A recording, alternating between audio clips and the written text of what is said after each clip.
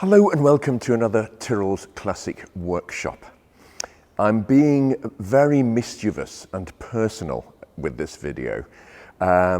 We've got here two cars that are unlikely bedfellows to be sat next to each other in this workshop or any workshop. We have the Ferrari Daytona on my right, your left here, which I have actually covered in a previous video or two, and it's worth watching if you're into Ferrari Daytonas. And we have this car, the wild card. This is a Rover SD1, fine piece of British and American engineering. One was conceived uncompromisingly out of pure passion and to be the ultimate car of its era in a way. And then we have the Ferrari Daytona. No, I jest, I'm sorry. We'll edit that bit out or cut it out or rewind or whatever. Why am I doing this? Well, go back to a motor show review when I was a wee lad, and there was a photograph of a Ferrari Daytona taken from a very unusual angle. It was a rear three-quarter from over there, up there, so it was looking down on the right-hand rear of the car.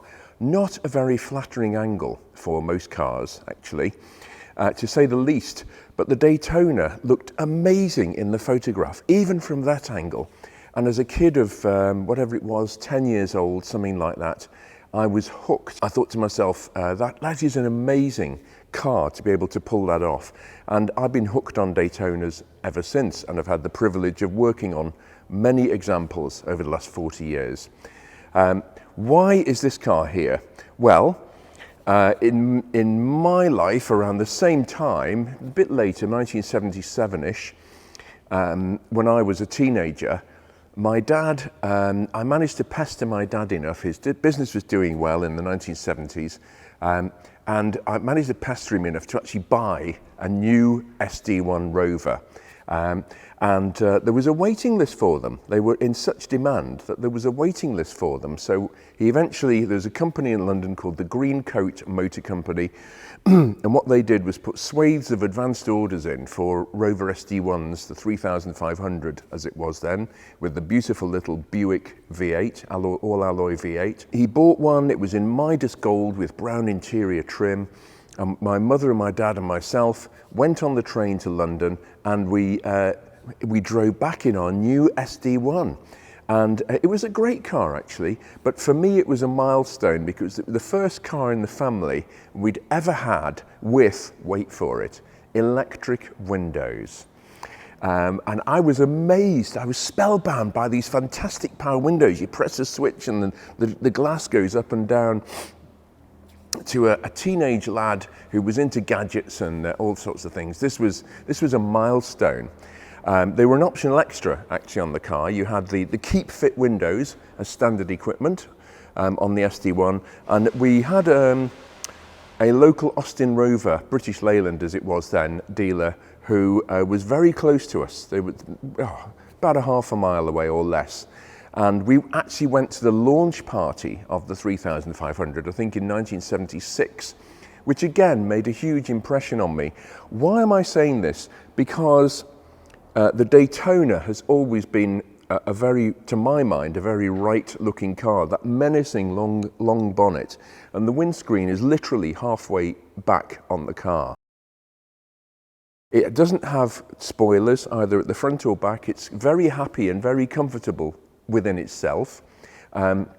Leonardo Fioravanti, who styled it, unlike a lot of modern cars, particularly German cars, need aerodynamic addenda to do high speeds with stability.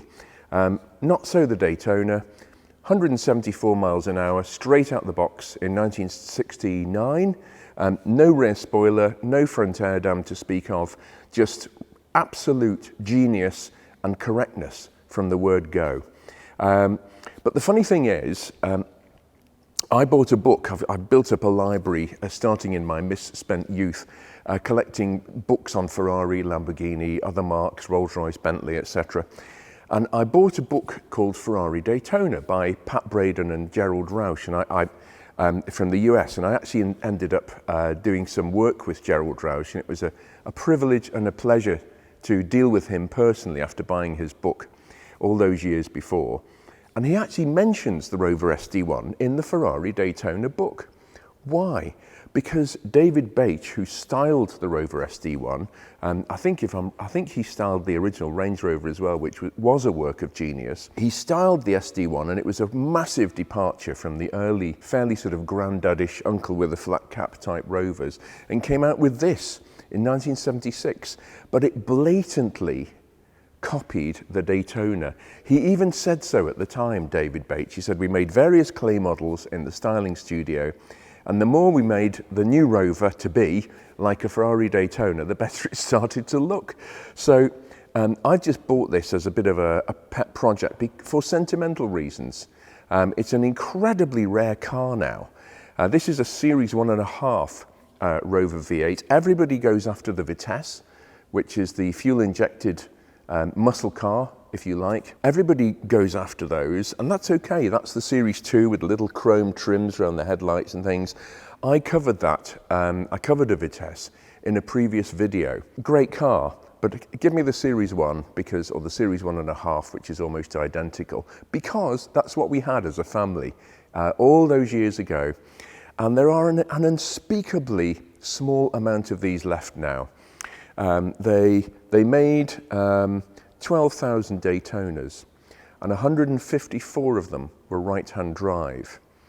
And I think there's a large amount of those Daytonas still in existence because they're worth so much. They always have been worth so much comparatively in the market that they are almost unwrite-offable. You can roll them, you can have a fire in one, you can do the Monte Carlo rally in one, whatever you want to do, whatever disaster befalls a Daytona, it's almost infinitely rebuildable because the value is there to do it. And the parts are available.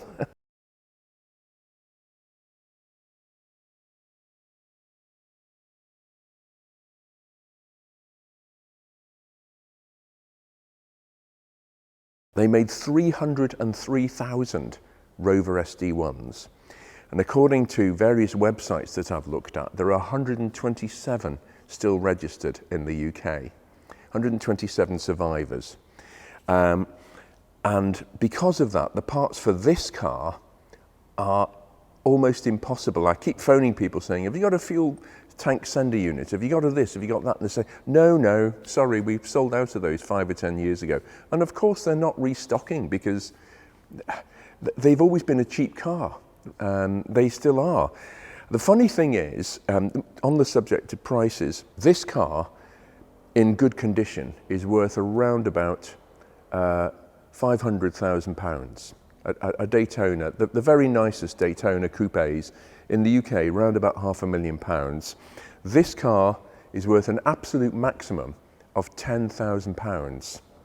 So you have got, whatever the mathematics is on that, whatever it is, you can buy 50 of these, which actually are hardly in existence, for the value of one of these. That's one of the interesting anomalies of the classic car world. And actually on a Sunday afternoon, because it's special to me, I'll take the SD1. I love road testing Daytonas. I love working on them. It's very satisfying to get them right. Don't get me wrong. And it will never, ever, ever be a Rover SD1. I get that. I'm not trying to be iconoclastic or deride the Daytona in any way. I'm nuts about Ferrari Daytonas, but it's just a bit of weirdness, this wild card here. The funny thing is, they actually exported these to the States. Rover did export them to the States, and I think they were quite a big sales success in the US. Rover never lost money on the SD1. British Leyland generally, that owned Austin, Rover, MG, Triumph, Jaguar, were in a real mess in the 1970s. It was a nationalised company, and they went to the likes of Lucas, which got the terrible reputation, the Prince of Darkness, as they were called across the pond in the US, because they were always failing, the electrics on them. It's because Lucas had one arm up their back, largely. The nationalised, mismanaged company that was British Leyland was always pinning their subcontractors and their suppliers into the ground. So everything was the absolute penny-pinched minimum quality it could or should have been. If they just spent a little bit more, Lucas could have engineered a switch to be a little better, something like that. So that's what I'm fighting against with this car. I'm determined to bring it up to a reasonable standard, just for sentimental reasons. This car is finished, it's going back to the customer, and this one I'm just starting a bit of a journey to try and source some almost impossible parts to get this to a point where it's presentable and drives well. But some of the styling elements of the two cars, this is the original Daytona style, as Leonardo Fioravanti signed it off for production. There was an earlier styling disaster with the Daytona, which was 4 round bulbous headlights, 2 either side. Did it no favours at all. And he came up with this wonderfully aerodynamic, sleek front end. This looks almost identical. I mean, they blatantly, they admitted it, cheated on the styling. Even the shape of this indicator unit here apes the Daytonas. The body styling trough along the side here, which is supposed to be redolent of a dagger, the trough in a dagger. That is on both cars. I mean, there's a lot of similarities, really. It was probably one of the most, I mean, people do it all the time in the music business, movies, you know, houses, whatever, architecture, whatever it is. They ape people's ideas, and they've been doing it since the world began, really. But this is a blatant example of that. It really is. It was a shameless plagiarism on Rover's part. But hey, Enzo Ferrari had moved on by this time. He'd gone with the mid-engined Berlinetta Boxer, which looks nothing like the Daytona. So there we have it. Bit of a strange excursion, very personal to me, this. And please remember to subscribe. It is very, very important. Thank you for watching. Hope you've enjoyed it, and we'll be back with something else very soon.